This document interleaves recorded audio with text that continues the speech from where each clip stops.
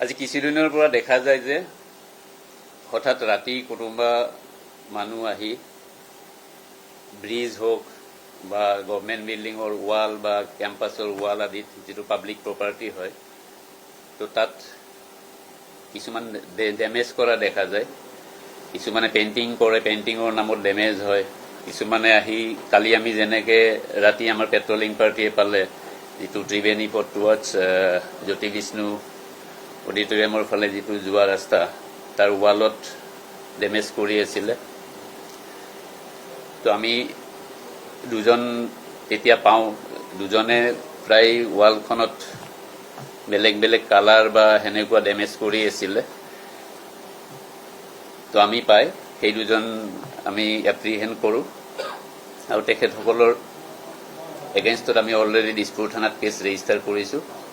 তেখেতসকলক আমি এতিয়া ইয়াতে আছে আৰু এৰেষ্ট কৰি আমি এতিয়া তেখেতসকলক যিহেতু নটিচেবল নটিচত যাব দিম।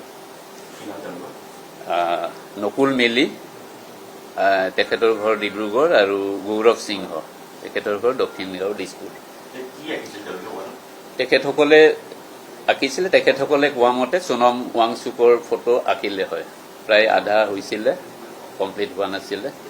যেনেকে এইটো এটা ট্ৰেণ্ড এটা হৈ গ'ল যে হঠাৎ কোনোবা আহি ব্ৰিজখনৰে সৌন্দৰ্য বেয়া কৰি দিব বা ডেষ্ট্ৰয় কৰে, টেম্পাৰিং কৰে, গতিকে যিটো একচেপ্টেবল নহয়। বশিষ্ঠতো আমি সেনেকে কালি এটা কেছ ৰেজিষ্টাৰ কৰিছোঁ। তাত নিশা, প্ৰায় গভীৰ নিশা কোনোবা আহি তাত পেইণ্ট কৰিছিলে, গতিকে আমি সেই তাত এটা কেছ ৰেজিষ্টাৰ হৈছে। এতিয়া আমি আইডেণ্টিফাই কৰি আছোঁ আৰু ষ্ট্ৰিক্ট একশ্যন আমি ল'ম। সংগঠনৰ বুলি আমি এতিয়াও এইটো আমি সোধপোছ কৰি আছোঁ, সংগঠনৰ নহয় বুলি কৈ আছে তেখেতসকলে।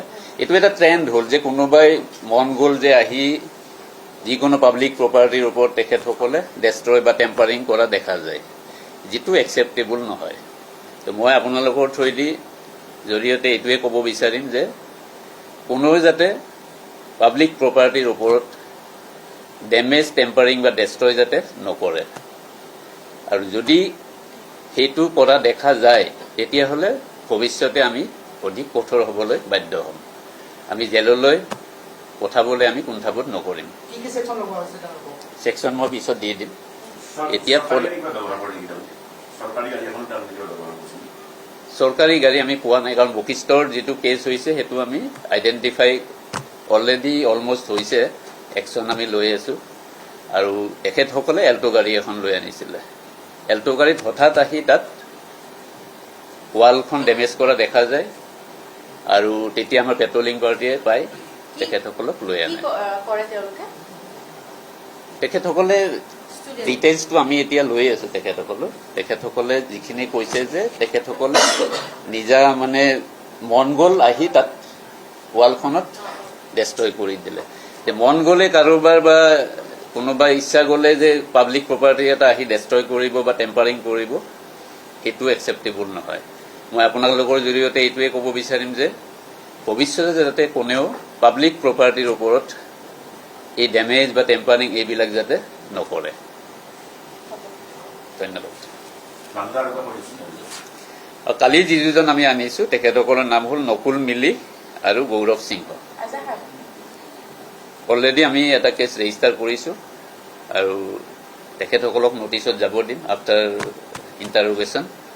আৰু বশিষ্ঠৰ যিটো কেছ আছে সেইটোৰ আমি একশ্যন লৈ আছোঁ, কিন্তু ভৱিষ্যতে যাতে কোনো এইটো নকৰে, কাৰণ গভৰ্ণমেণ্ট প্ৰপাৰ্টিৰ ওপৰত কাৰো অধিকাৰ নাই যে আহি নিজে নিজৰ মন গ'ল বা কিবা মন গ'ল আহিলে হঠাৎ ৰাতি গভীৰ নিশা নামিলে তাৰপিছত যিকোনো ধৰণৰ ৱাল ডেমেজ কৰিব বা টেম্পাৰিং কৰিব, সেইটো একচেপ্টেবল নহয়।